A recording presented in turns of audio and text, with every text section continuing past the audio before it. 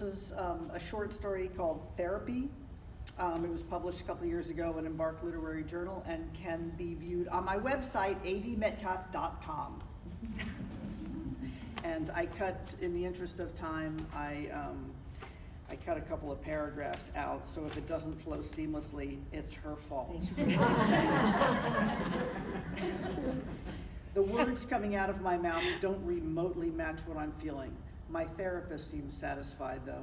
She's nodding in that way she always does, to let me know she's paying attention, even though she's probably formulating a grocery list. She hasn't accused me of avoidance or deflection or any of those other bullshit terms she likes to toss out when I'm dodging the real things that are bothering me. I might actually be getting better at this, more skilled at dishing out pat answers to her standardized head-shrinking questions. God knows I'm getting enough practice. And if I'm stuck, I can always run down the clock by tossing out a few accolades, start saying how her hard work and expertise are making such a huge difference in my life.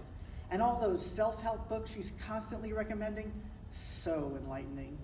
Massaging someone's ego is such an effective way to sidetrack a conversation.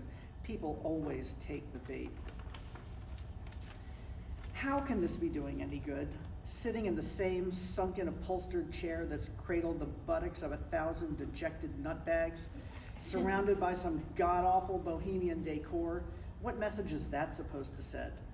Shed your conventional self, get in touch with your creative side. What I'd really like to do is have my foot get in touch with that tacky leather ball ottoman and kick it into those cheap-ass macrame wall hangings. This is such crap. I know I'm supposed to be trying to understand the part of me that keeps making bad choices, and I want to, I really do.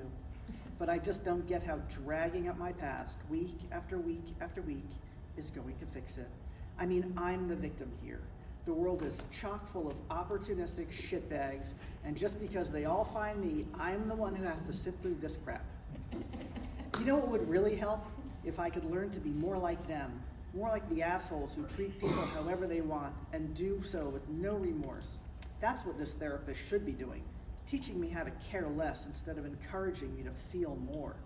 I need to stop giving a shit about what everybody thinks of me and start doing whatever I want. If I could learn to do that, I'd probably be fine.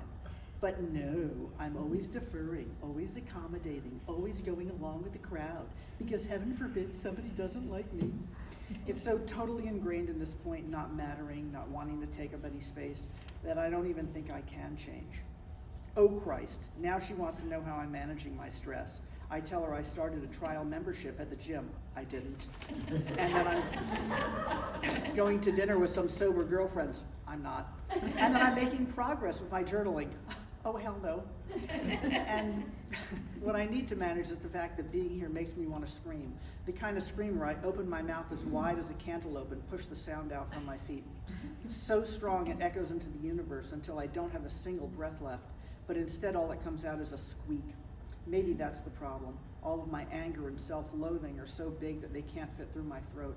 They're stuck festering in my belly, which explains the heartburn. My next tattoo should be a big black hole in my throat to let all the screams out. At this point, my neck is one of the few places left to ink because piercings and tattoos have become a socially acceptable form of self-mutilation. It started small, a little flower on the wrist, a tribal thing around the bicep, lizard crawling up my forearm, because the razor scars do make it challenging for a tattoo artist. But it becomes addictive, and before long, you're viewing empty skin as the enemy. Now both arms are totally sleeved. I've got a mural on my back and pieces on each thigh. What's ironic is that I wanted all these tats to make me disappear, to paint myself into the landscape so no one would notice me, but they've had the opposite effect. People are always staring, especially in the summer. And what's going to happen when I run out of space? Will I finally feel better for having successfully covered myself like a cat covers a turd? Such is the life of a neurotic. The word even sounds like the definition, especially if you say it slowly, like you're trying to spit out a wad of peanut butter. Neurotic. A human doormat, a habitual people pleaser, thinking everything is your fault, including things that happened when you weren't there. Sure, the medical journal's definition is a little more clinical, but it's ultimately the same fucking thing. I mean, if we're gonna be honest, it's not one of these sexier diagnoses, not like sociopath, Now there's a cool word. Sounds like a superhero, doesn't it? He's sociopathic, able to lie, cheat, and use the shit out of you, all while making it seem like he's doing you a favor. God, what I wouldn't do to trade pathologies. How empowering would it be to manipulate people with no regret, no shame? I wouldn't even need the manipulation part. I'd just be happy to live without the shame and regret, those things that take up so much space in my head. Oh great, the therapist is wrapping up. I can tell because she always sits forward in her chair to let me know we're running out of time. In case there's some pressing issue, I absolutely must blurt out in the final minute. Instead, I let out a heavy sigh to give the impression that I've really dug deep this time. She nods and recommends yet another book, which she jots on a post-it note that I'll toss before I hit the subway. And after she signs the slip for my probation officer, I'll tell her I see her next week and head out the door.